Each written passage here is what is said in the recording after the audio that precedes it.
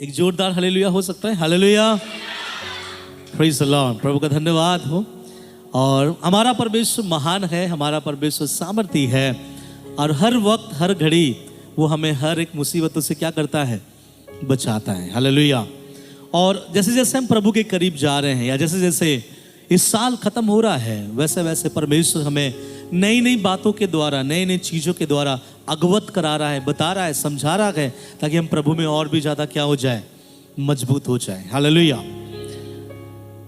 विश्वासी जो प्रभु में है, विश्वास कर रहे हैं, यीशु मसीह को अपना उद्धारकर्ता समझ रहे हैं। कभी कभार ऐसा होता है ना कि हम विश्वासी होते हुए भी हम परमेश्वर के योजनाओं को नहीं समझ पाते, प्रभु के कार्यों को नहीं समझ पाते, प्रभु के मन को नहीं समझ पाते। कभी कभी ऐसा लगता है कि ये क्यों हो रहा है, कभी कभी ऐसा लगता है कि ये कब जाएगा, कभी कभी ऐसा लगता है कि क्या मैं इसमें खड़े रह पाऊंगा। और इसी कारण से कभी कभी कुछ विश्वासी अपने विश्वास को ये नहीं बोलूंगा कि खो देता है, बल्कि वो कमजोर पाए जाते हैं अपने विश्वास में। अपने विश्वास में कमजोर इन द सेंस वो प्रभु के ऊपर रखा हुआ विश्वास में क्या हो जाता है? कमजोर हो जाता है। क्यों? क्योंकि जब तक आपको कुछ दिखाई ना दे तब तक आप आगे की यात्राओं को पूरा नहीं कर सकते।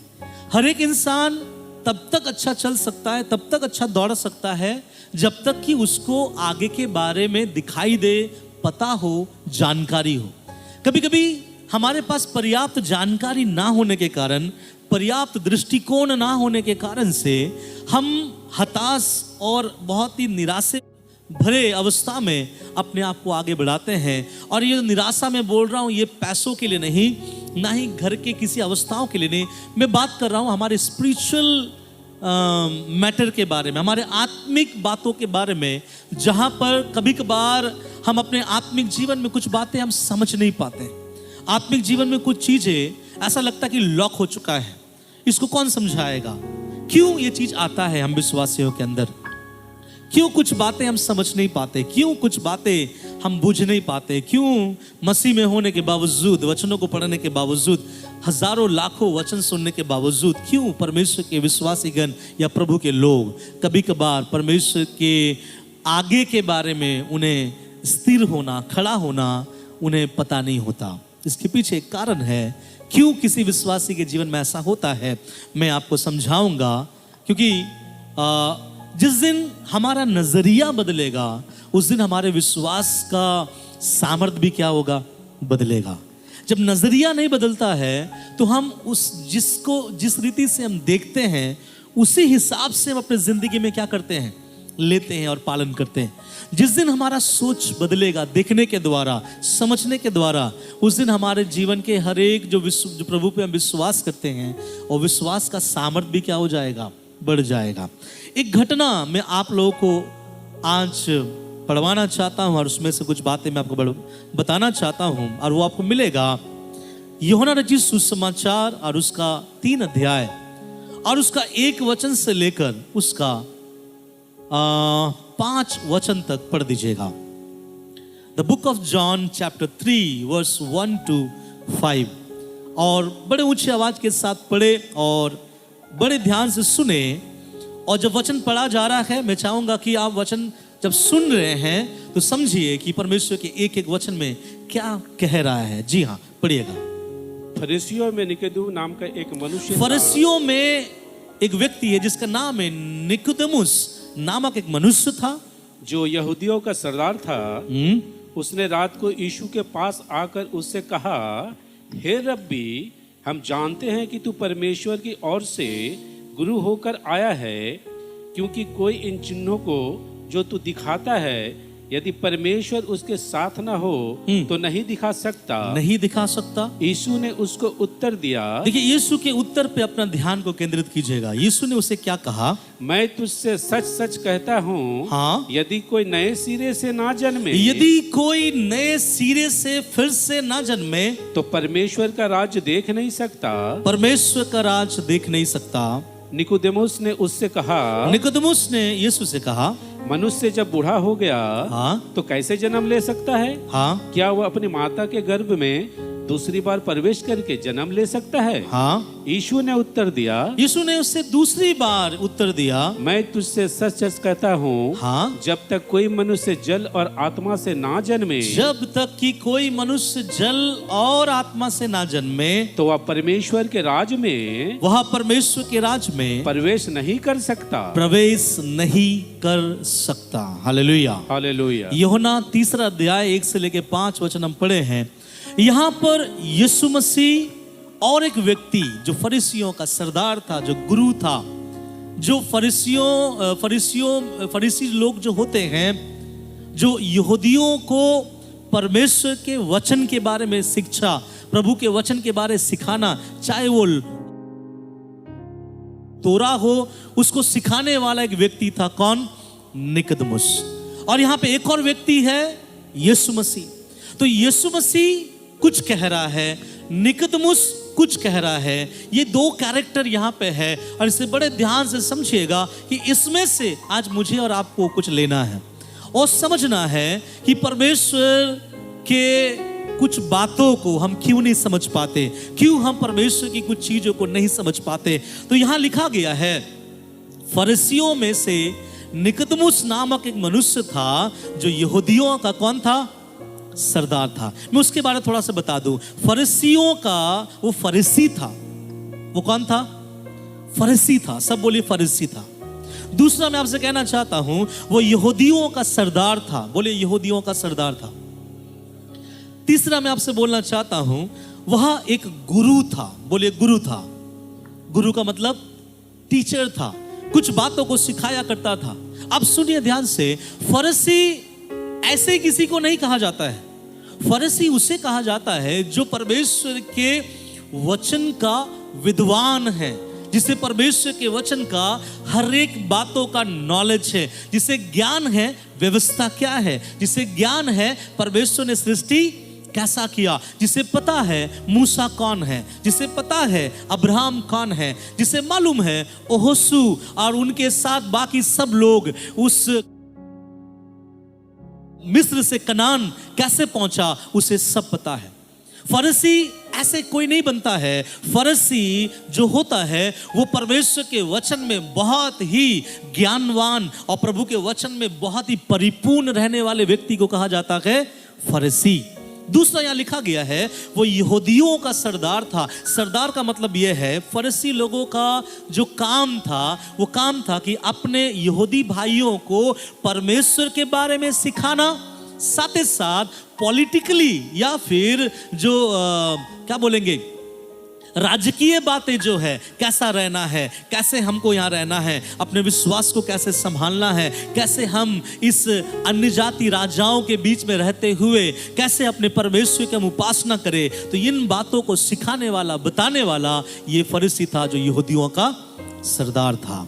उसके बाद तीसरा यहाँ कहता है गुरु, मतलब वो यहूदियों को बाखूबी, जैसा मैं आपको प्रचार कर रहा हूं वैसा यहूदियों को वो भी सिखाने वाला था। और एक दिन ऐसा हुआ कि यही निकोदेमुस यीशु मसीह से रात के समय आकर क्या होता है, मिलता है। कोई कोई इसके बारे में कहता है निकोदेमुस रात को इसलिए यीशु से मिलने आया क्योंकि वो नहीं चाहता था कि लोग उसको जाने या देखे या उसका अपमान हो। लेकिन इसके बारे में बाइबल में कोई भी एविडेंस नहीं है। ऐसा भी हो सकता है कि दिन भर यीशु सेवकाई में व्यस्त रहते हैं। ऐसा भी हो सकता है कि निकोदेमुस यहूदियों का सरदार है, फरीसी है, गुरु है, लोगों को सिखाना पड़ता है, इसलिए शायद निकोदेमुस भी दिन भर व्यस्त रहता होगा। यीशु तो व्यस्त रहता ही था। तो शाम का समय या रात का समय एक ऐसा समय होता है जब सेवकाइयां उतना नहीं होता है, तो उसने सोचा होगा कि ऐसा समय चुनूं जिसमें यीशु के साथ में बैठकर सही से क्या कर सकूं, बात करूं, जिसमें कोई तरह का बाधा रुकावट ना आए। इसका भी एविडेंस नहीं है, लेकिन ये दोनों बातें मैं आपको बताया। लेकिन वो रात के समय आकर यीशु मसीह से मिला और यीशु मसीह से मिलने के बाद उसने कुछ बातें कहा, मैं उसको आपके सामने में रखना चाहता हूं। क्या कहा पता है? यीशु मसीह के पास आकर उसने क्या कहा, पढ़िएगा 3:1 से पढ़िए। फरिसियों में निकोदेमुस नाम का एक मनुष्य था, हाँ, जो यहूदियों का सरदार था। उसने रात को यीशु के पास आकर, सुनिए, उसने रात को यीशु के पास आकर उससे कहा, हे रब्बी, हम जानते हैं कि तू परमेश्वर की ओर से गुरु होकर आया है, क्योंकि कोई इन चिन्हों को, कोई इन अलौकिक काम जो तू करता है, अर्थात जो तू लंगड़ों को तू चलाता है, अंधों को तू दिखाता है, दुष्ट आत्माओं को तू ठीक करता है, इस तरह के अलौकिक काम कोई नहीं कर पाएगा अगर आगे यदि परमेश्वर उसके साथ ना हो, यदि परमेश्वर उसके साथ ना हो। आगे यीशु ने उसको उत्तर दिया, बस ध्यान से सुनिए, निकोदेमुस यीशु के पास आया, और वो यीशु के पास इसलिए नहीं आया क्योंकि वो यीशु को नहीं जानता था। वो यीशु को जानता था, यीशु के बारे में पूरा स्टडी करके रखा हुआ था, वो यीशु के बारे में बहुत सारी बातों को जानता था, और जो वो जानता था वो यीशु के पास आकर कह रहा है। क्या कह रहा है मालूम है? यहां ऐसा लिखा गया है कि वो यीशु के पास आकर कहा, हे रब्बी, हम जानते हैं कि तू परमेश्वर की ओर से क्या होकर आया है, गुरु होकर आया है। क्यों? यहां क्या लिखा गया है? क्यों यहां पे निकोदेमुस यीशु को गुरु कह रहा है? पता है, निकोदेमुस बोल रहा है, हमें पता है कि तू गुरु होकर परमेश्वर की ओर से आया है। कैसे हमें पता चला? क्योंकि आप जो है ना, मुर्दों को जिला देते हो, आप जो है कुष्ठ रोगों को शुद्ध करते हो, आप लंगड़ों को चलाते हो, आप बहरों को सुना देते हो, और इस तरह के अलौकिक काम, इस तरह के अद्भुत काम वो ही कर सकता है जिसके साथ यहोवा परमेश्वर है। और जिसके पास यहोवा परमेश्वर नहीं है, वो व्यक्ति कभी भी इस तरह के आश्चर्य कर्म नहीं कर सकता है। लेकिन मेरे बातों को ध्यान से सुनिएगा, मैं आपको पहले बताया, यहां पे यीशु मसीह का एक नजरिया है और यहां पर निकोदेमुस का एक नजरिया है। यीशु कुछ बातों को अलग तरीके से देखता है, लेकिन यहां पे निकोदेमुस कुछ बातों को अलग तरीके से देखता है। ध्यान से समझिएगा, कभी कभी कुछ चीजें हैं, मैं उसको अलग तरीके से देखता हूं, आप उसको अलग तरीके से देखते हैं। कुछ चीजें हैं, भाई लोग उसको अलग तरीके से देखते हैं, बहन लोग उसको अलग तरीके से देखते हैं। आपके नजरिया के बदले जाने से वो चीज का तत्व नहीं बदलता। याद रखिएगा, मैं उसको देख रहा हूं, मैं उसको ये समझ रहा हूं, कोई और देख रहा है, कोई उसको और समझ रहा है। मेरे समझने से, किसी और के समझने से फर्क नहीं पड़ता कि वो चीज है क्या। वो चीज जो है वो है। हालेलुया। तो यहां पर निकोदेमुस का एक नजरिया है और यीशु मसीह का एक नजरिया है। निकोदेमुस आकर यीशु को आते साथ बहुत अच्छी बातों के साथ उनके साथ संबोधित किया, बोला, हे रब्बी, हम जानते हैं कि तू परमेश्वर की ओर से क्या होकर आया है, गुरु होकर आया है, और अगर जो आश्चर्य कर्म तू कर रहा है, परमेश्वर अगर किसी के साथ ना हो तो वो कोई भी हो क्यों ना, वो चंगाई नहीं कर सकता है। यहां पे जब पढ़ रहा था, मैं एक चीज समझा जो मैं आपको समझाना चाहता हूं। निकोदेमुस जब यीशु के पास आकर यीशु का जब तारीफ कर रहा है, ध्यान से सुनिए, जब निकोदेमुस यीशु के पास आकर यीशु का तारीफ कर रहा है, निकोदेमुस ने स्टार्टिंग में एक बात कहा, हम जानते हैं। सब बोलिए, हम जानते हैं। इसका मतलब निकोदेमुस ये नहीं कह रहा है कि मुझे आपके बारे में पता है, निकोदेमुस कह रहा है हमें पता है। दैट मीन्स, इसका मतलब क्या है? अगर मैं बोलता हूं हमें मालूम है कि आपने गलती किया है, इसका मतलब आपको समझ में आना चाहिए, हिंदी बोलने वाले लोग, हमें मालूम है आपने क्या किया है, इसलिए इसका मतलब यह है मुझे भी मालूम है और मेरे जैसा और भी लोगों को मालूम है। अगर आपसे कहूं कि आप जो कर रहे हैं मुझे पूरा पता है, हमें पता है, मुझे पता है, हमें तब इस्तेमाल होता है, हम तब इस्तेमाल होता है जब वो व्यक्ति अपना राय नहीं बल्कि बहुतों का राय लेकर यीशु के पास आया। ध्यान से सुनिएगा, यहां पे निकोदेमुस अपना राय लेके आया नहीं आया, मुझे लग रहा है नहीं आया। क्यों? निकोदेमुस कह रहा है हम जानते हैं प्रभु कि तू परमेश्वर की ओर से क्या बन के आया है। अगर यीशु पूछ लेता हम जानते हैं, तेरा क्या राय है, हम जानते हैं, मतलब हो सकता है कि यहूदी लोग ऐसा बोल रहे हैं, रब्बी लोग ऐसा बोल रहे हैं, या फिर फरीसी लोग ऐसा बोल रहे हैं, तो उसने कहा हम जानते हैं। याद रखिएगा, प्रभु आपके हम पर ज्यादा इंटरेस्टेड नहीं है, इससे ज्यादा कि वो तू पर इंटरेस्टेड है। नहीं समझे आप? प्रभु हमारे हमसे ज्यादा तुम पर इंटरेस्टेड है। बोलने का मतलब ध्यान से सुनिएगा, यीशु मसीह एक बार अपने चेलों से कहा, मैं वो रेफरेंस बोलना चाहता हूं लेकिन पढ़ाना नहीं चाहता। मत्ती 16 अध्याय उसका 15 और 16 वचन में ऐसा लिखा गया है, यीशु मसीह अपने चेलों के पास आया और अपने चेलों से पूछा कि लोग मेरे बारे में क्या कहते हैं। तो बोला, किसी ने बोला आप कोई बोलता है भविष्यवक्ता, कोई बोल रहा है प्रभु आप एलिया हो, कोई अलग अलग बातें बोल रहा है। तब प्रभु ने उनको एक बात कहा, तुम मेरे बारे में क्या बोलते हो? तो वहां पर यूहन्ना ने कहा कि हे प्रभु, तू जीवित परमेश्वर का पुत्र मसीह है। जैसा यूहन्ना पतरस ने बोला कि तू जीवित परमेश्वर का पुत्र मसीह है, तब तुरंत यीशु ने कहा, मांस और लहू ने नहीं परंतु मेरे पिता ने तेरे ऊपर ये बात को प्रकट किया। और वहां देखिएगा कलीसिया का एक रेवलेशन प्रभु ने पतरस से कहा। बोलने का मतलब प्रभु आपके ऊपर इस बात पे इंटरेस्टेड नहीं है कि प्रभु हम लोग आपको आराधना करते हैं, प्रभु चाहता है कि केवल तू मेरी आराधना कर। नहीं समझे? प्रभु उस कलीसिया से खुश नहीं है जो कलीसिया में लोग बोलते हैं ना, हमारे कलीसिया में बहुत प्रार्थना होता है, हमारे कलीसिया में हम बहुत गरीबों को हेल्प करते हैं, हमारे कलीसिया में बहुत मजा आता है, हमारे कलीसिया में मुर्दे जी उठते हैं, हमारे कलीसिया में भविष्यवाणियां होती है। प्रभु कहता है हमारी छोड़, तू कैसा है मुझे बता। तो यहां पर जो निकोदेमुस आकर कहा ना, निकोदेमुस बोलता है हम जानते हैं। तो प्रभु से एक चीज चाह रहा था, हमसे मुझे लेना देना नहीं है, तू क्या जानता है। हालेलुया। मैं बताऊं, आज भी कई लोग हो सकता है इस कलीसिया में बैठे हैं, उसका विश्वास आज तक हम में है, पर्सनल नहीं आया। हालेलुया। वो जा रहा है इसलिए मैं जा रहा हूं, वो गाता है इसलिए मैं गा रहा हूं। सिस्टर हालेलुया का मतलब क्या नहीं पता, बगल वाला बोल रहा था मैंने भी हाथ उठा के बोल दिया। जय मसीह का मतलब क्या है नहीं पता, बगल वाला बोल रहा था मैं भी कर दिया। आप लिफाफा लेके सामने में क्या ढाल रहे थे नहीं पता, बगल वाला भी ढाल रहा था मैं भी क्या कर दिया। तो आज मसीही जगत में बहुत सारे विश्वासी जो वो कर रहे हैं उसको नहीं पता, क्योंकि वो अपने विश्वास में नहीं जी रहा है, किसी से उधार लेकर विश्वास में जी रहा है। हालेलुया। तो मेरा परमेश्वर ऐसे लोगों के शब्द से, ऐसे लोगों के आंसर से, ऐसे लोगों के बातों से उतना प्रसन्न नहीं होता। मेरा प्रभु कौन है मालूम है? वो ये पूछने वाला है कि तुम मेरे बारे में क्या बोलते हो। हालेलुया। लोग मेरे बारे में क्या बोलते नहीं पता। क्रिसमस आ रहा है, मैं आज सुबह मेरी पत्नी से मैं बात कर रहा था कि ये क्रिसमस को केंद्र करके है ना, इस क्रिसमस को केंद्र करके केक वाला हजारों लाखों कमा रहा है। क्रिसमस को केंद्र करके सेंटा क्लॉज वाले लोग बहुत कमा रहे हैं, क्रिसमस ट्री वाले बहुत कमा रहे हैं, लाइट वाले लोग बहुत कमा रहे हैं, ग्रीटिंग्स वाले लोग बहुत कमा रहे हैं, पूरे दुकान में चले जाओ कपड़े वाले लोग बहुत कमा रहे हैं इस क्रिसमस को केंद्र करके। लेकिन आज उस क्रिसमस से यीशु मसीह क्या हो गया है? गायब हो गया। कारण क्या है? लोगों को नहीं पता कि मैं क्या कर रहा हूं। मैं नहीं, हम कर रहे हैं प्रभु, वो उसने किया इसलिए हम भी कर रहे हैं। देखिए, उसने किया आप कर रहे हैं, क्यों कर रहे हैं सोच समझ के करना जरूरी है। एक बड़ा नेता है, एक बड़ा सरदार है, बहुत कुछ ज्ञान है, बहुत बुद्धि है, बहुत सारी बातें हैं, लेकिन यीशु के पास आकर क्या कह रहा है? हम जानते हैं प्रभु कि तू परमेश्वर की ओर से आया है।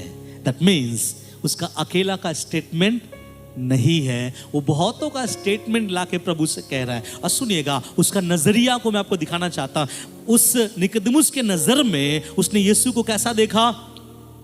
एक चंगा करने वाला। उसने यीशु को कैसा देखा? मुर्दों को जिलाने वाला। उसने यीशु को कैसा देखा? बहरों को ठीक करने वाला। उसने यीशु को कैसा देखा? परमेश्वर की उपस्थिति उसके साथ है, उसने देखा। लेकिन उसने ये नहीं देखा जो पतरस ने यीशु के बारे में बोला। पतरस ने यीशु के बारे में क्या बोला? तू जीवित परमेश्वर का पुत्र मसीह है। हालेलुया। आप देख रहे हैं स्टेटमेंट, जो व्यक्ति यीशु को व्यक्तिगत जानता है ना, वो क्या कहेगा मालूम है? हे खुदा, तू जीवित परमेश्वर का पुत्र मसीह है। लेकिन जो यीशु को सबके साथ जानता है वो क्या कहेगा? परमेश्वर का बेटा है। हालेलुया। आज भी बाहर चले जाइए, बहुत लोग अपने गले में लॉकेट लगा के घूम रहा है। क्यों पहन रहा है भाई? मेरा दोस्त क्रिश्चियन है इसलिए मैं भी पहनता हूं। कुछ लोगों के बाहों में देख लीजिए, यहाँ पे गुतवाया हुआ है, टैटू बनाया हुआ है, और यहाँ पे क्रॉस होगा, नीचे लिखा होगा आई लव यू जीसस। लेकिन उसको नहीं मालूम हु इज जीसस, उसको पता ही नहीं है। तुम क्यों करवाए हो? नहीं, मेरा दोस्त करवाया था, मुझे अच्छा लगा इसलिए मैं भी क्या कर लिया। मैं बोलना चाहता हूं, आज हमारा फेथ, हमारा विश्वास, हमारा प्रभु के प्रति अंगीकार आपका अपना है या किसी और से सुनकर समझकर अपने यीशु के बारे आप बोलते हैं? हालेलुया। और आपका परमेश्वर आपसे ये नहीं पूछता है कि तुम्हारा परिवार मेरे बारे में क्या बोलता है, तुम्हारे लोग मेरे बारे में क्या कहता है। प्रभु आपसे ये पूछना चाहता है कि तुम मेरे बारे में क्या जानते हो। ध्यान से सुनिए, जब उसने बोला इस तरह की बातें कि जिसके साथ परमेश्वर नहीं वो कभी चिन्ह और चमत्कार नहीं कर सकता, इसलिए हमें विश्वास है कि तू परमेश्वर की ओर से आया है। मैं अगर बगल में होता, निकोदेमुस से बोलता, हेलो सर जी, परमेश्वर की ओर से नहीं, वो खुद परमेश्वर है। हालेलुया।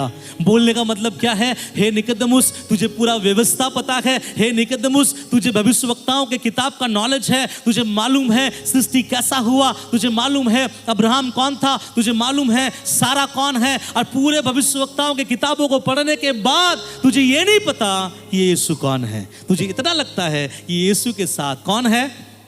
परमेश्वर है। लेकिन मैं रहता या आप में से कोई भी रहता, आप निकोदेमुस को यही बोलते, हेलो भैया, ये परमेश्वर की ओर से गुरु होकर नहीं, ये खुद परमेश्वर इंसान बनकर हमारे बीच आया है। हालेलुया। ये फर्क है। क्यों? बहुत ज्ञान रहना आपको अच्छा विश्वासी नहीं बनाता, याद रखिएगा। यहाँ जितने लोग भी बैठे हुए हैं, मैं सोचता हूं सबसे ज्यादा ज्ञान, मैं बड़प्पन के लिए नहीं बोल रहा हूं, सबसे ज्यादा ज्ञान वचन का मेरे पास हो सकता है, क्योंकि मैं बाइबल को लेके बहुत जगह पढ़ रहा हूं। और इतना पढ़ने के बावजूद मैं एक नतीजे पे आया हूं कि मुझे कुछ नहीं पता। हालेलुया। इतना ज्यादा बाइबल पढ़ रहा हूं, 3 साल बाइबल कॉलेज में पढ़ा हूं, 10-12 साल बाइबल कॉलेज के स्टूडेंट को पढ़ा रहा हूं, खुद से अभी और पढ़ रहा हूं। इतना पढ़ने के बावजूद अगर आप मुझसे पूछोगे पास्टर जी बाइबल के बारे में क्या सीखा, मैं बोलूंगा जहां से स्टार्ट किया था वहीं पर आके खड़ा हो गया। हालेलुया। दैट मीन्स इतना पढ़ने के बाद में भी आपको कोई प्रभु के उपस्थिति के करीब नहीं लेके जाएगा। ज्ञान कभी भी परमेश्वर के करीब आपको नहीं ले जाएगा। क्या ले जाएगा, मैं आपको बताना चाहता हूं। मैं नहीं कह रहा कि ज्ञान नहीं चाहिए, ज्ञान का होना बहुत जरूरी है। कुछ लोग बोलते हैं, मैं बहुत प्रभु के दासों के मुंह से सुना कि बाइबल कॉलेज नहीं जाना चाहिए, प्रभु का वचन नहीं सीखना चाहिए, बैठे रहो दिन भर प्रार्थना करते रहो, परमेश्वर क्या देगा? प्रकाशन देगा, वही प्रचार करना। मेरा उन भाइयों से, मेरा उन लोगों से एक सवाल है, ऊपर से आ रहा है या नीचे से आ रहा है, आपको कैसे पता? अगर आप बैठे हैं, प्रभु तू बता विश्वास में कैसे आगे बढ़ना है, तो मैं उसको पूछूंगा कि आपके मन में आने वाला प्रकाशन आसमान से है या फिर पताल से है? इसका आपके पास नापने का कोई या कोई क्या बोलेंगे तराजू है क्या? वो कहेगा हमारे पास कोई तराजू नहीं है। इसीलिए बाइबल कॉलेज, प्रभु के वचन का अध्ययन हमें बांध देता है, एक लाइन खींचता है। उस लाइन के मुताबिक हम समझ जाते हैं कौन सही और कौन गलत। हालेलुया। कुछ लोग बोलते बाइबल कॉलेज नहीं जाना चाहिए, मैं इससे बोलना चाहता हूं बाइबल कॉलेज जाना चाहिए। क्यों? प्रभु का वचन सीखने के लिए जाना चाहिए। कारण क्या है? अगर परमेश्वर वचन को सिखाने में इंटरेस्टेड नहीं होता तो अपने चेलों को अपने मरने से 1 सप्ताह पहले बुला लेता। लेकिन प्रभु अपने चेलों को कब बुलाया? अपने मरने से ठीक कितने साल पहले? 3.5 साल पहले। क्यों? तो मेरे साथ रहे, मुझे देख, मैं जो समझा रहा हूं वो समझ, और मेरे साथ रह कर एक ट्रेनिंग तुझे मिलेगा, और वही ट्रेनिंग तुझे क्या बनाएगा? एक बड़ा प्रभु के दास के रूप में खड़ा करेगा। हालेलुया। इसलिए बाइबल ट्रेनिंग का होना हमारे लिए बहुत क्या है? जरूरी है। इसलिए कभी भी आप लोगों को मौका मिले बाइबल सीखने का, पीछे मत हटिएगा। जितना आप बाइबल को जानोगे, पता है आप किसको जानोगे? अब यीशु को ही जानोगे। हालेलुया। बाइबल कॉलेज में कोई अलग तरीके से नहीं सिखाया। कुछ लोग बोलते हैं बाइबल कॉलेज में जाके लोग क्या हो जाते हैं? खराब हो जाते हैं। खराब तो हॉस्टल में भी जाके हो जाते हैं। कुछ लोग बोलते हैं जितना बाइबल पढ़ेगा उतना दिमाग खराब हो जाएगा। अगर आप देखिएगा आज पैसे वाले लोगों का भी दिमाग क्या है? खराब है। देखिए, बाइबल जितना आप सीखोगे उतना परमेश्वर का वचन के साथ आपका मुलाकात होगा, खुलासा होगा। तो मैं बोलना ये चाहता हूँ इस खंड में खड़े होकर कि ये इतना पढ़ा लिखा होने के बावजूद उसने यीशु के बारे में जो सर्च किया, जो छानबीन किया, वो छानबीन के बदौलत उसने वो कह रहा है हम जानते हैं। आप क्या बोलेंगे अगर मैं आपसे पूछूं आप प्रभु को क्यों जानते हैं? आप बोलोगे ना मम्मी जानता है इसलिए, ऐसे बोलोगे, या फिर आप ये बोलोगे प्रभु मैं आपको जानता हूं व्यक्तिगत कि आप मेरे लिए क्या हो। चलिए मैं आगे बढ़ना चाहता हूं, ध्यान से सुनिए। अब यीशु उसको क्या कहता है, पढ़िएगा उसका आगे 3 वचन। मैं तुझसे सच सच कहता हूँ, यीशु ने उसको उत्तर दिया, मैं तुझसे सच सच कहता हूँ, यदि कोई नए सिरे से ना जन्मे यदि कोई नए सिरे से ना जन्मे तो परमेश्वर का राज्य हाँ देख नहीं सकता। सुनिए ध्यान से, यहाँ पे आने वाला जो निकोदेमुस है, यहूदियों का सरदार है, फरीसी है, ज्ञानवान है, यहूदियों को सिखाने वाला, यहूदियों को समझाने वाला, यहूदियों को परमेश्वर के वचन का एक एक गुण बताने वाला, वो आकर प्रभु से कहता है, प्रभु मैंने देखा अगर आपके साथ परमेश्वर नहीं होता तो आप लंगड़ों को, बहरों को, मुर्दों को ठीक नहीं कर पाते। तब प्रभु ने उससे कहा, सुन निकोदेमुस, मैं तुझसे एक बात सच सच कहता हूं, तेरी बात सच है या झूठ है मुझे नहीं पता, लेकिन निकोदेमुस से प्रभु कहता है, मैं जो कह रहा हूं क्या है, सच सच कह रहा हूं। हालेलुया।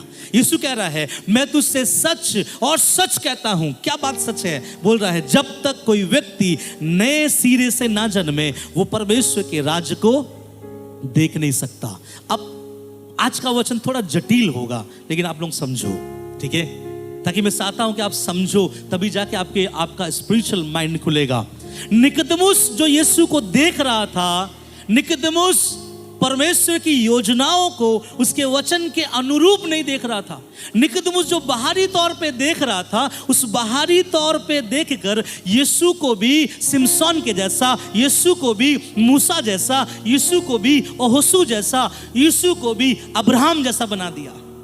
आपको पता होना चाहिए, जब प्रभु का एक दास यूसुफ, जब वो पोतीफर के घर में था, पोतीफर के उस घर में जब रहने समय बाइबल में लिखा गया है कि परमेश्वर उसके साथ साथ था। जब वो जेल खाने में गया, वहां भी लिखा है परमेश्वर उसके साथ साथ था। और ये निकोदेमुस भी आज यीशु को वहीं लाके खड़ा कर दिया कि तेरे साथ भी कौन है?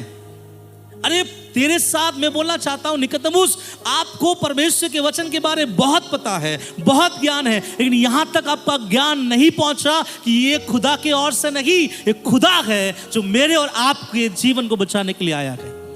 और वो यीशु को मूसा, अब्राहम, ओहोसू के बराबर रख रहा है, और वो कह रहा है जिसके साथ परमेश्वर नहीं है वो ऐसा अद्भुत काम नहीं कर सकता। तो इसलिए यीशु ने कहा, बेटा सुन, तुझे तेरे आंख को खोलने की आवश्यकता है ताकि तू परमेश्वर के राज्य को क्या करे, देखे।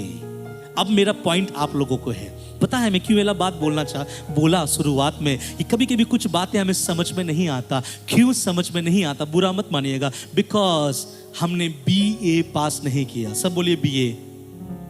आपने BA किया है? BA मतलब नॉर्मल लैंग्वेज में बोलते हैं बैचलर ऑफ आर्ट्स। तो आप लोगों ने BA किया है? कोई नहीं किया होगा, किया है? नहीं। तो मैं वो BA के बारे में बात नहीं कर रहा हूं। स्पिरिचुअल लाइफ में भी एक BA सर्टिफिकेट का होना जरूरी है। What is the meaning of BA? Born again. सब बोलिए, बॉर्न अगेन। बॉर्न अगेन का मतलब क्या है? फिर से जन्म लेना। मालूम है, मसीह जिंदगी में अगर आप फिर से जन्म नहीं लोगे तो आप परमेश्वर के राज्य को कभी नहीं देख पाओगे। क्या हो रहा है, परमेश्वर कैसा काम करता है, प्रभु की सामर्थ कैसे उतरता है, प्रभु अपने लोगों को कैसे छुड़ाता है, आप कभी नहीं जान पाओगे। आप ऊपरी एनालाइज करोगे, आप वचन से भी पढ़ोगे तो समझ में नहीं आएगा। यही चीज हो रहा था एक बड़ा सरदार के साथ, इसका नाम है निकोदेमुस। इसलिए प्रभु ने कहा, बेटा सुन, तेरे आंख खोलने की जरूरत है, और जिस दिन तेरा आंख खुलेगा तू क्या देखेगा? तब तू देखेगा कि तू चंगाई दे रहा है वो खुदा की ओर से नहीं, वो खुदा है। हालेलुया। तब तू जानेगा कि मेरे साथ परमेश्वर नहीं बल्कि मैं खुद परमेश्वर हूं। तब तू समझ पाएगा कि मैं परमेश्वर की ओर से गुरु होकर नहीं, मैं खुद परमेश्वर अपना सिंहासन त्याग के तुम लोगों के लिए इस जिंदगी देने के लिए आया। इसलिए प्रभु निकोदेमुस से कहता है, तुझे परमेश्वर की राज्य को देखने की आवश्यकता है। अब परमेश्वर के राज्य को देखने के लिए क्या करना पड़ेगा? प्रभु ने निकोदेमुस से क्या कहा? तुझे नए सिरे से जन्म लेना पड़ेगा। इंग्लिश में वहां अच्छा लिखा गया है, वहां इंग्लिश में ऐसा लिखा गया है कि तुझे तेरा जन्म ऊपर से होना पड़ेगा। कहां से होना पड़ेगा? सुनिए ध्यान से, मैं थोड़ा आराम से आपको समझाना चाहता हूं। हम विश्वास में आ गए, यीशु को उद्धारकर्ता के रूप में जान गए, और ज्यादा से ज्यादा हम वो कर रहे हैं जो हम करते हुए देखते हैं। आप में से आज भी कुछ लोग कोई पार्टी में जाने के लिए डरते होंगे। आज भी आप लोगों को कुछ सभाओं में, कुछ जगहों में जाने के लिए आपको लगता होगा कि इस सारे जगहों में हमें जाना चाहिए या नहीं जाना चाहिए, ये करना चाहिए या नहीं करना चाहिए, ये चीज छूना चाहिए या नहीं छूना चाहिए। कभी ऐसा हुआ है आप लोगों के साथ? कोई आपको पार्टी में बुलाया कि मेरा आज बेटा का ये है, मेरा बेटी का ये है, हम उसको वहाँ ढालेंगे, हम उसको वहाँ रखेंगे, आज उसको ये करवाएंगे, आज उसको वो करवाएंगे, इसलिए आप लोग हमारे घर आइए और घर में आइए, प्रोग्राम है, उसके बाद खाना पीना है। इस समय आपका थोड़ा संतुलन क्या होता है, बिगड़ जाता है। फिर एक रिंग बजता है और वो फोन आपका होगा, रिंग मेरा बजेगा। पास जी बताइए मुझे उस जगह जाना चाहिए या नहीं?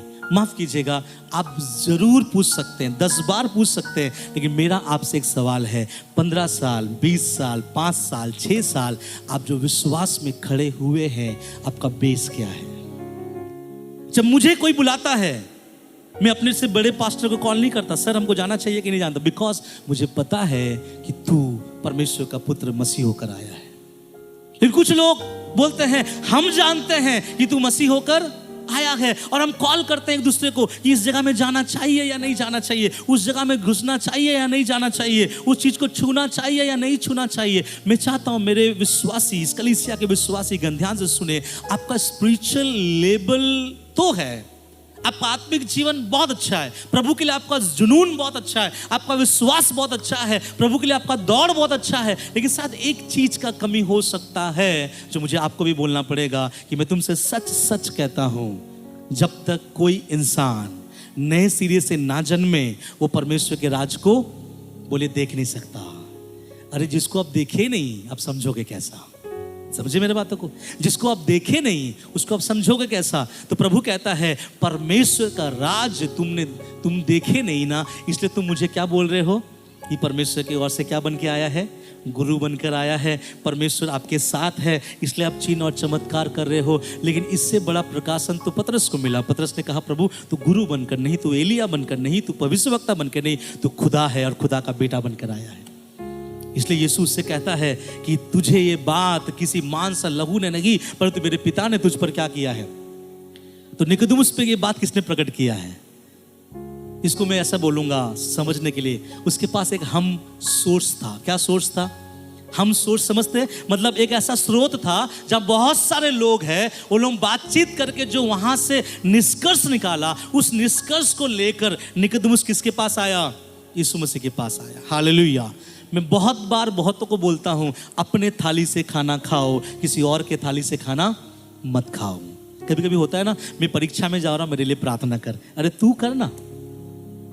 बोलने का मतलब है आपका थाली और आपका खाना होना चाहिए। कब तक आप दूसरों के थाली से खाओगे? खुद जानना है कि मेरा यीशु मेरे लिए क्या है। पास्टर के लिए जो भी हो, विश्वासी के लिए जो भी हो, अगल बगल के लिए जो भी हो, आपको व्यक्तिगत रूप में यह जानने की आवश्यकता है कि मेरा यीशु मेरे लिए क्या मायने रखता है। और जिस दिन ये कोई जान गया, मेरा दावा है वो व्यक्ति उस दिन प्रभु में ना केवल चलेगा, ना केवल दौड़ेगा, बल्कि एक शब्द बोलना चाहता हूं, यशायाह नबी की पुस्तक के अनुसार वो उड़ेगा। हालेलुया। क्यों पता है? उसको पता हो गया है कि जिस यीशु के पीछे मैं भाग रहा हूं या भाग रही हूं, वो यीशु मेरे लिए क्या मायने रखता है। हालेलुया। यीशु ने कहा जिस दिन तू नए सिरे से जन्म होगा, उस दिन तू जान पाएगा परमेश्वर का राज क्या है, तू देखना शुरू हो जाएगा। हालेलुया। मैं एक बात पूछना चाहता हूं, क्या है परमेश्वर का राज? क्या हमने कभी परमेश्वर के राज को देखा है? इससे पहले कि ये बात में हम आगे बढ़े, एक वचन मैं आपको पढ़वा देना चाहता हूं ताकि आप जानें कि क्या लिखा गया है। आप निकाल के पढ़िएगा उस जगह पे मत्ती रचित पहला कुरिन्ती और उसका 1 अध्याय, नहीं माफ कीजिएगा मुझे, लूका 17 अध्याय उसका 20 और 21 वचन पढ़िएगा। लूका 17 अध्याय उसका 20 और 21 वचन जल्दी से पढ़िए। लूका 17 और उसका 20 और 21 वचन क्या लिखा है? हाँ, 17 अध्याय उसका 20 और 21 वचन। जिसके पास माइक्रोफोन है वही पढ़े। जब फरीसियों ने उससे सुनिए सुनिए, पूछा बहुत इंटरेस्टिंग है। जब फरीसियों ने उससे पूछा कि परमेश्वर का राज कब आएगा, सुनिए, जब मैं राज राज बोल रहा हूं, आप लोग के अंदर भी प्रश्न होगा, क्या है परमेश्वर का राज? पास्टर बहुत बोलते रहता है परमेश्वर का राज। तो फरीसियों ने उससे पूछा कि परमेश्वर का राज कब आएगा, तो उसने उनको उत्तर दिया, यीशु ने उसको कुछ उत्तर दिया। ये उत्तर आपके लिए भी है। यीशु ने उसको उत्तर दिया, परमेश्वर का राज्य परमेश्वर का राज्य दृश्य रूप में नहीं आता, हाँ और लोग या न कहेंगे हाँ, देखो यहाँ है या वहाँ है। सुनिए क्या बोला, परमेश्वर का राज्य अदृश्य रूप में नहीं आता। लेकिन प्रभु तो वहां निकोदेमुस को बोलता है कि जब तक तू नए सिरे से ना जन्मे तू परमेश्वर के राज को यहाँ यीशु बोलता है परमेश्वर का राज कोई देख नहीं पाएगा। वहां यीशु बोलता है अगर तू नए सिरे से जन्म होगा तो परमेश्वर का राज देख सकता है। कैसे? आगे क्या लिखा है, और लोग या ना कहेंगे, लोग या ना कहेंगे देखो देखो यहाँ है यहाँ है या वहाँ है। यहाँ है। आंसर जो है अभी आपको मिलेगा। अभी क्या कह रहा है, क्योंकि देखो परमेश्वर का राज्य, परमेश्वर का राज्य तुम्हारे बीच में है, तुम्हारे बीच में है। सब बोले हालेलुया। परमेश्वर का राज्य ढूंढने के लिए जो बोलता है मैं आपको बताऊंगा। या यीशु कह रहा है परमेश्वर का राज्य तुम्हारे बीच में है। ये ऐसा एक चीज नहीं है ना परमेश्वर का राज आएगा हम जाएंगे हम देखेंगे। आप परमेश्वर का राज्य का मतलब ये है कि आपको परमेश्वर के राष्ट्र राज्य के बारे नॉलेज नहीं है। यहाँ यीशु कहता है देखो परमेश्वर का राज्य तुम्हारे बीच में है। एक बात बताना चाहता हूँ, दो आंटी किसी के घर में गई, वहाँ एक बीमार व्यक्ति पड़ा हुआ है, उसके लिए दुआ किया, तुरंत वो बीमार व्यक्ति चंगा होकर खड़ा हो गया। दैट मीन्स उसके घर में परमेश्वर का राज आया। हालेलुया। आपके घर में मुसीबत थे, परेशानियां थी, बहुत दिक्कत, बहुत परेशानी, यहाँ गए कुछ नहीं हुआ, वहां गए कुछ नहीं हुआ, बहुतों के बातों को माने कुछ नहीं हुआ, लेकिन यीशु के नाम से जब पूरा परिवार मिलकर प्रार्थना किए सब कुछ ठीक हो गया। दैट मीन्स आपके घर में यीशु का राज आया। जिस दिन वो प्रभु का जो दास एक था, मैं आपको बताना चाहूंगा जक्कई, वो बचपन से योधी था लेकिन उसके जीवन में शांति नहीं था। लेकिन जिस दिन यीशु मसीह उसके घर में गया, क्या कहा, आज इस घर में उद्धार आया है। दैट मीन्स आज इस घर में परमेश्वर का राज आ चुका है। लेकिन परमेश्वर के राज को समझने के लिए, परमेश्वर के राज को अच्छी तरह से समझाने के लिए आपको एक चीज की आवश्यकता है, नए सिरे से जन्म होने की आवश्यकता है। तो जब मैं आपको बोल रहा हूं नए सिरे से जन्म लेने की आवश्यकता है, आपके अंदर भी होगा। हाउ, कैसे पास्टर? क्योंकि अगर आप पूछोगे तो समझ में आता है, क्योंकि आपसे भी एक व्यक्ति पहले पूछा था। कौन? निकोदेमुस में बोला प्रभु कैसे एक व्यक्ति अगर बूढ़ा हो गया तो क्या फिर से अपने माँ के कोख में घुस जाए और फिर से नया जन्म पाए? तब मेरा प्रभु ने उसे समझाया। यही मैं आपको समझाना चाहता हूँ। क्या लिखा है उसका 5वां वचन में, पढ़िए। यीशु ने उत्तर दिया, यीशु ने उत्तर दिया, मैं तुझसे सच सच कहता हूँ, मैं तुझसे सच सच कहता हूँ, जब तक कोई मनुष्य जल और आत्मा से ना हाँ जन्मे। सब सुनिएगा, बोलिए जल, जरा जोर से बोलिए, जल और आत्मा ना जन्मे वो परमेश्वर के राज्य में क्या नहीं कर सकता? प्रवेश नहीं कर सकता। हाँ, एक चीज आप देखे हैं, आप थोड़ा गौर किए हैं, जब पहले प्रभु ने कहा कि अगर कोई व्यक्ति नए सिरे से ना जन्मे तो वो परमेश्वर के राज्य को देख नहीं सकता। लेकिन जब सेकंड टाइम वो बोल रहा है कि जब तक कोई व्यक्ति जल और आत्मा में ना जन्मे वो परमेश्वर के राज्य में, क्यों प्रभु ने अपना स्टेटमेंट बदल दिया? क्यों प्रभु ने अपना शब्द बदल दिया? यहां भी उस प्रभु को बोलना चाहिए था कि अगर जब तक कोई व्यक्ति जल और आत्मा से ना जन्मे, देख वो कभी भी परमेश्वर के राज्य को देख नहीं सकता। अब मेरा एक सवाल है, क्या है देखना और क्या है प्रवेश करना? देखिए एक बात बताना चाहता हूं, ध्यान से सुनिएगा। स्वर्ग कहां है? आपके हिसाब से स्वर्ग कहां है? हम सब बोलते हैं वहां है। चलिए वहीं है स्वर्ग, ठीक है। तो स्वर्ग अगर वहां है और प्रभु का स्वर्ग को स्वर्ग कौन बनाता है? आपसे मैं पूछ रहा हूं, स्वर्ग को स्वर्ग, आज पूरा दुनिया स्वर्ग जाने के लिए पागल है। हम सोने के सड़क में चलेंगे, वहाँ सोने का सड़क है, ये है। पास्टर ने कहा वहाँ कभी रोना नहीं है, वहाँ कभी दांत पीसना नहीं है। एक पेड़ वहाँ पे होगा जिसमें 12 प्रकार का फल होगा। खाने वाले सब समय एला वचन को बहुत खुशी से लेते हैं कि हर समय खाते रहेंगे क्योंकि 12 प्रकार का फल वहाँ फलेगा। इसलिए सोने की सड़क पे चलने के लिए इंसानों को बहुत उसका दिल में क्या है, लालसा है। लेकिन आपको पता है स्वर्ग को स्वर्ग कौन बनाता है और नरक को नरक कौन बनाया है? किसी को मालूम है? नरक इसलिए नरक है क्योंकि वहां पे यीशु मसीह नहीं है। स्वर्ग इसलिए स्वर्ग है क्योंकि वहां पे यीशु मसीह है। तो प्रभु कहता है जहां 2 या 3 मेरे नाम से खड़े होते हैं या बैठते हैं प्रार्थना करते हैं, मैं उसके बीच में आता हूं। जहां यीशु आया वही क्या बन गया? नहीं समझे? मालूम है स्वर्ग कैसा होगा? इसके लिए यीशु ने कलीसिया बनाया ताकि कलीसिया में हम जो करते हैं इसमें से एक चीज हम वहां करेंगे और करते रहेंगे। वो चीज क्या है? आराधना। और आराधना के साथ देखिएगा हर एक कलीसिया में सब बातें आरंभ होता है। पहला प्रार्थना, फिर क्या होता है? आराधना। और जब आराधना करते हैं प्रभु इस चीज को बताता है, जो आराधना में तुझे मजा आता है, मेरा आत्मा तेरे अंदर काम करता है, एग्जैक्टली यही चीज कहां होने वाला है? स्वर्ग में। तो ये कलीसिया स्वर्ग का छोटा क्या है? नमूना है। क्योंकि जहां खुदा है, खुदा ही स्वर्ग को स्वर्ग बनाता है। स्वर्ग से यीशु को हटा दो, फिर वो स्वर्ग नहीं है। नरक नरक इसलिए है क्योंकि वहां पे यीशु मसीह नहीं है। तो जब यीशु मसीह हमारे जीवन में आता है तो हम स्वर्गीय बातों का अनुभव करते हैं, स्वर्गीय चीजों का अनुभव करते हैं। इसलिए यहां पे यीशु मसीह ने कहा, जब तक तुम जल और आत्मा से नहीं जन्मोगे मेरे राज में प्रवेश करना कठिन है। अब मैं आपको बात समझाना चाहूंगा। क्या होता है मालूम है? इससे पहले कि आप परमेश्वर के राज में प्रवेश करें, आपको चाहिए कि आप परमेश्वर के राज को देखें। हालेलुया। बिना देखे आप परमेश्वर के राज को प्रवेश नहीं कर सकते। परमेश्वर के राज में प्रवेश करना, हम प्रभु के राज में जी रहे हैं, लेकिन एक दिन ऐसा होगा, एक तुरी फूका जाएगा, एक आवाज आएगा, प्रधान दूत का शब्द सुनाई देगा। उस दिन हम रियल में, सच में, सच्चाई में अपने पांव तले से हम जमीन को छोड़ेंगे और आसमान में जाएंगे और रियल परमेश्वर के राज्य में क्या करेंगे? एंट्री लेंगे। कौन? जो जल और आत्मा से जन्मे हैं। लेकिन इस दुनिया में रहते समय यीशु कहता है, देखो परमेश्वर का राज तुम्हारे बीच में है और तुम परमेश्वर के राज को अनुभव कर सकते हो। परमेश्वर के राज को तुम क्या कर सकते हो? देख सकते हो। लेकिन परमेश्वर के राज को देखने के लिए क्या चाहिए पता है? आपको जल और आत्मा में क्या होना पड़ेगा? ये जल और आत्मा क्या? अगर मैं आपसे पूछूं तो आप क्या बताओगे? कोई व्यक्ति ऐसा बोलता है, बहुत सारा इसका क्या बोलते हैं, बहुत सारा इसका एनालाइज है, बहुत सारा लोग इसको अलग अलग तरीके में बोलते हैं। कोई बोलता है जल और आत्मा मतलब बपतिस्मा और पवित्र आत्मा।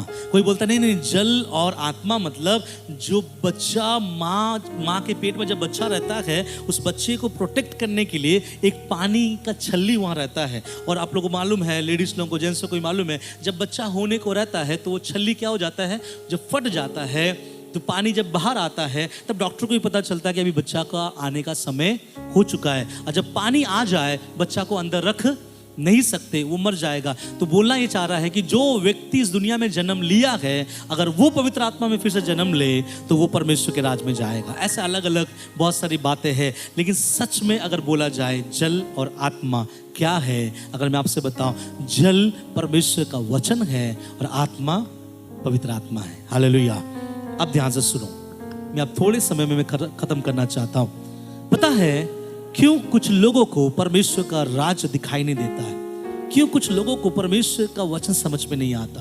क्यों कुछ लोगों को पता नहीं चलता है कि परमेश्वर में कैसा जीना है, परमेश्वर में आगे बढ़ना है, परमेश्वर में कैसा चलना है? क्योंकि उसके जीवन में परमेश्वर का वचन नहीं है, उसके जीवन में पवित्र आत्मा का काम नहीं है। सुनिए ध्यान से, पवित्र आत्मा अगर आपकी ओर खींच के आना है तो आपके अंदर परमेश्वर का वचन का होना बहुत क्या है? जरूरी है। पवित्र आत्मा सबके ओर खींच के नहीं आता। पवित्र आत्मा के बारे में यीशु ने कहा कि वो तेरे पास आएगा और तुझे वो बातें सिखाएगा जो मैंने तुझसे कहा है, उस बातों को लेकर तुझे याद करवाएगा। तो आपके अंदर परमेश्वर का वचन अगर है तो ही पवित्र आत्मा आपके जीवन में काम करेगा। इसलिए कुछ विश्वासियों को परमेश्वर का राज दिखाई नहीं देता। कारण क्या पता है? क्योंकि परमेश्वर के राज को देखने के लिए आपको परमेश्वर का वचन और पवित्र आत्मा का होना बहुत क्या है? जरूरी है। अगर मैं आपको बताऊं कौन स्वर्ग जाएगा तो आप कैसे बोलोगे? आप बोलोगे जो कोई यीशु मसीह में विश्वास करता है वही स्वर्ग जाएगा। लेकिन अगर आप उस वचन के नीचे देखें, मैं आपको बताना चाहता हूं ताकि आपको थोड़ा समझ में आ जाए और आप जान पाओगे कि क्या है और क्या नहीं है। चलिए वहां पे आप पढ़िएगा उसका 6 से पढ़े, उसका 4 से पढ़िए, क्या लिखा गया है?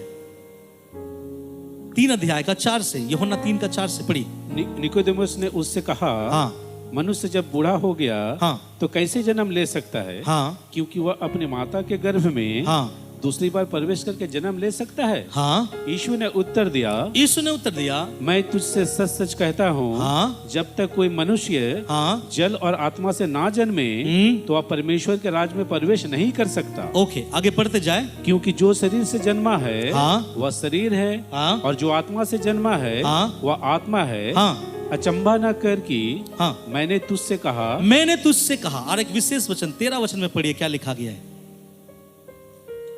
कोई स्वर्ग सुनिए, कोई स्वर्ग पर नहीं चढ़ा, नहीं चढ़ा, केवल वही जो स्वर्ग से उतरा, केवल वही जो स्वर्ग से उतरा, अर्थात मनुष्य का पुत्र, अर्थात मनुष्य का पुत्र जो स्वर्ग में है। जो स्वर्ग में है। अब ध्यान से सुनिए, मैं इसके बाद में खत्म करूंगा। यहाँ यीशु कह रहा है कोई स्वर्ग पर क्या नहीं हुआ? नहीं चढ़ा। नहीं चढ़ा। कोई कौन चढ़ा? वही जो स्वर्ग से उतरा। कौन स्वर्ग पे चढ़ा? जो वही जो स्वर्ग से उतरा। कौन उतरा?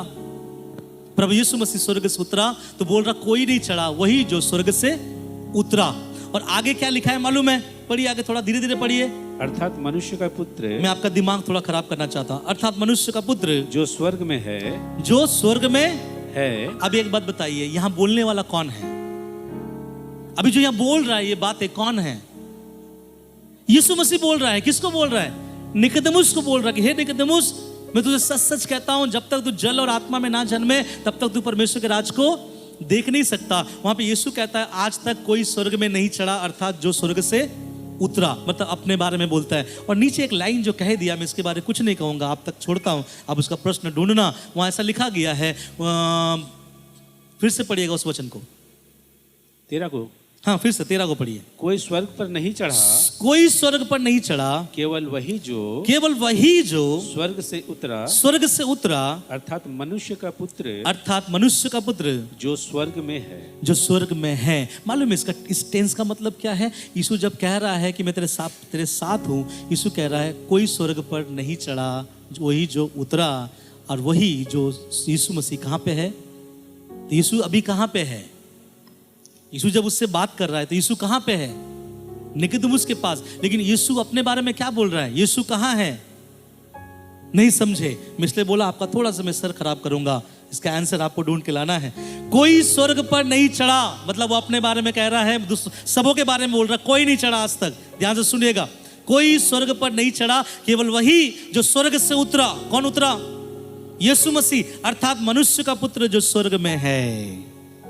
यीशु आप स्वर्ग में हैं या निकोदेमुस के सामने हैं? ये आप लोगों के लिए प्रश्न है, ढूंढ के लाइएगा। मेरा सवाल ये है, यीशु कह रहा है कोई स्वर्ग पे नहीं चढ़ा, ना ही कोई स्वर्ग से उतरा, केवल मैं ही हूं जो स्वर्ग से आया।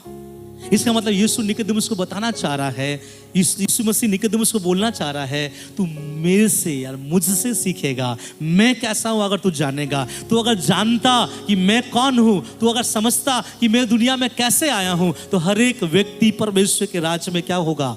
पहुंचेगा। क्यों बताऊं? यीशु मसीह का जन्म के बारे में अगर आपको बताऊं तो आपको समझ में आएगा। यीशु मसीह का जन्म मरियम के द्वारा हुआ, लेकिन स्वर्गदूत आकर बोला कि पवित्र आत्मा के द्वारा यीशु मसीह का जन्म होगा। ठीक है, तो पवित्र आत्मा आ गया। अब मैंने बोला जल क्या है? परमेश्वर का वचन है। अगर इसी किताब के पहले अध्याय में अगर आप पढ़ोगे तो इसी किताब में यूहन्ना यीशु मसीह को एक चित्रण के रूप में दिखाता है। लिखा गया है आदि में वचन था, वचन परमेश्वर के साथ था और वचन परमेश्वर था, और वही वचन हमारे बीच में डेरा किया। और उसके आगे आगे पढ़ के आएंगे, वहां लिखा गया है वही वचन हमारे बीच में देह को धारण किया। तो यीशु के जीवन वचन में भी है और उसके पास क्या है? पवित्र आत्मा के द्वारा पैदा हुआ। मेरा बात समझिएगा, यीशु को यूहन्ना वचन कहता है और पवित्र आत्मा के द्वारा यीशु का जन्म हुआ है। तो यीशु ही स्वर्ग से उतरा और स्वर्ग को जा सकता है। इसलिए यीशु मुझे और आपको भी बोल रहा है, जैसा मैं जन्म हुआ वैसे तू भी क्या हो जा? जन्म हो जा। कैसे? वचन में और पवित्र आत्मा में। इसमें मैं ज़्यादा लॉन्ग नहीं जाना चाहता, बस इतना बताना चाहता हूँ मेरे प्रियो, ध्यान से सुनिएगा। अगर आप परमेश्वर के राज्य को समझना चाहते हो, अगर आप परमेश्वर के राज्य को देखना चाहते हो, अगर आप जानना चाहते हो परमेश्वर का राज है क्या, तो बाइबल का परमेश्वर कहता है वचन को ज़्यादा अध्ययन कर। हालेलुया। जितना ज़्यादा आप परमेश्वर के वचन को पढ़ेंगे उतना ज़्यादा पवित्र आत्मा आपके अंदर में आएगा। वचन और पवित्र आत्मा मिलकर आपको क्या देगा? नया जन्म देगा। और जब जिस दिन आपका नया जन्म होगा, आप क्या देख पाओगे? आप परमेश्वर के मार्ग को या परमेश्वर के राज्य को। आप लोग ऐसे मसीहों को देखे जो एक झापड़ के बदले में 50 झापड़ सामने वाले को मारता है? नहीं देखे? आपने कभी ऐसे मसीह को देखा जो एक झापड़ के बदली सामने वाले को 50 झापड़ मारता है? आपने एक ऐसे मसीह को भी देखे होंगे कि सामने वाला 50 झापड़ मारता है, लेकिन सामने वाला मसीह चुपचाप रहता है। दुनिया के लोग उसको हीरो बोलते हैं जो दूसरों को क्या करता है? मारता है। बाइबल तो उसको हीरो बोलता है जो मार खाता है। अब मसीह होकर भी कुछ लोग दूसरों को मारते हैं, लेकिन कुछ मसीह ऐसे भी है जो मार खा लेते हैं। दोनों मसीह में क्या फर्क है? सिंपल सी बात है, उसने परमेश्वर के राज को नहीं देखा, और जो मार खाया उसने परमेश्वर के राज को देखा। अब ये समझाने के लिए 2-3 घंटा लगेगा कि परमेश्वर का राज्य के बारे में, लेकिन इतना जरूर आप जान लीजिए, परमेश्वर का राज्य को अगर समझना है, आपको परमेश्वर के वचनों में बहुत ज्यादा क्या करना पड़ेगा? क्या करना पड़ेगा? बढ़ना पड़ेगा। प्रभु का वचन, पवित्र आत्मा, वचन, पवित्र आत्मा, और ये वचन और पवित्र आत्मा मिलकर आपको नया जन्म में ले जाएगा। और उस दिन आप जानोगे परमेश्वर का आत्मा, परमेश्वर का कार्य और परमेश्वर का राज्य। हालेलुया। इसलिए प्रभु का वचन में लिखा गया है, पहले तुम उसके राज्य की क्या करो? खोज करो, बाकी सब चीजें तुम्हें क्या हो जाएगा? मिल जाएगा। कुछ लोग बोलते पास्टर जी मैं तो चर्च में आया, यीशु को पा लिया, बपतिस्मा लिया, पवित्र आत्मा में पा गया, तो मुझे यार प्रभु को खोजने की जरूरत नहीं है। आप ठीक से बाइबल पढ़ोगे तो आपको पता चलेगा, वहां पे लिखा गया ना, पहले तुम परमेश्वर के राज्य की खोज करो। दैट इज, उसका बोलने का मतलब है वहां स्टॉप, मतलब वो ऐसा टेंस है ना, वो रुकने वाला टेंस नहीं है। वहां पे लिखा है उसका खोज करते रहो। कब तक? जब तक आपके इसमें क्या है? श्वास है।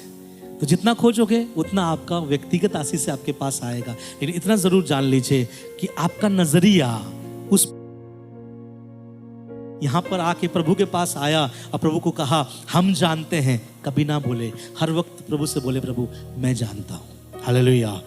मेरी माँ आपके ऊपर कैसे भरोसा करता है मुझे नहीं पता, लेकिन मैं आपके ऊपर क्या करता हूं? भरोसा करता हूँ। मेरा वाइफ का विश्वास मुझे नहीं बचा सकता, मेरा विश्वास उसको नहीं बचा सकता, इसलिए किसी का रिकमेंडेशन लेटर प्रभु के पास नहीं चलेगा, है ना। प्रभु के पास जब आए तो प्रभु के पास निकदमुस बन के ना आए, प्रभु के पास किसके समान आए? पतरस के समान आए कि प्रभु तू जीवित परमेश्वर का पुत्र मसीह है। हालेलुया। और जितना अधिक हम प्रभु के वचन, जितना अधिक हम पवित्र आत्मा में भरते जाएंगे, सीखते जाएंगे, बढ़ते जाएंगे, उतना अधिक हम प्रभु में क्या पाएंगे? नया जन्म। और जितना अधिक हम नया जन्म में आगे बढ़ेंगे, हमको परमेश्वर का राज दिखाई देगा। और ना केवल दिखाई देगा, जब एक दिन तूरी बचेगा हम उसके राज में एंट्री भी लेंगे। हालेलुया।